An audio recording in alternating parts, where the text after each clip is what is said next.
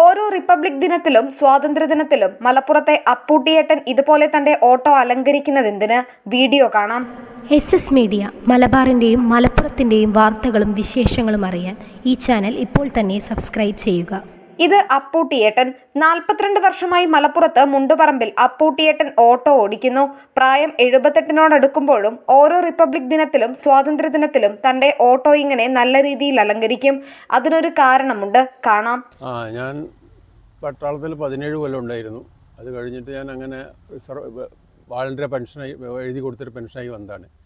പെൻഷനായി വന്നതിന് ശേഷം അന്നു നിൽക്കും ഒരു 6 മാസം അങ്ങനെ നാട്ടിൽ നടന്നതിന് ശേഷം ഓട്ടോറിക്ഷ, സ്വന്തം ഓട്ടോറിക്ഷ സ്ഥിരമായിട്ട് രാത്രി പോകാറില്ല, അന്നും പോകലില്ല, എപ്പോഴും പോകാറില്ല, പകലിലെ ഓട്ടോ ഉള്ളു.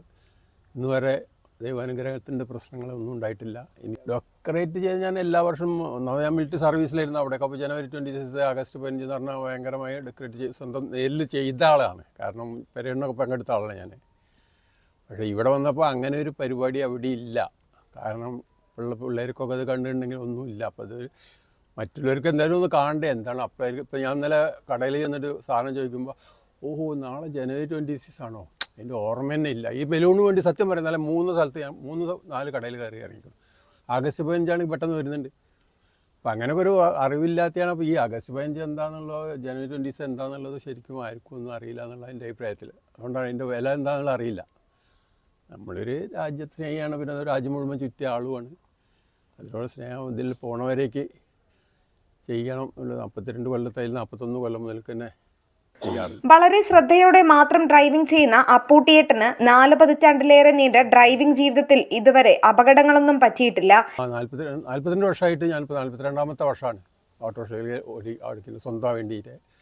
പിന്നെ 78 വയസ്സ് കഴിഞ്ഞ് 79ാമത്തെ വയസ്സാണ്. ഇപ്പോൾ മാർച്ചിൽ 79ാമത്തെ വയസ്സാണ്. ദൈവാനുഗ്രഹങ്ങളൊന്നും ഉണ്ടായിട്ടില്ല.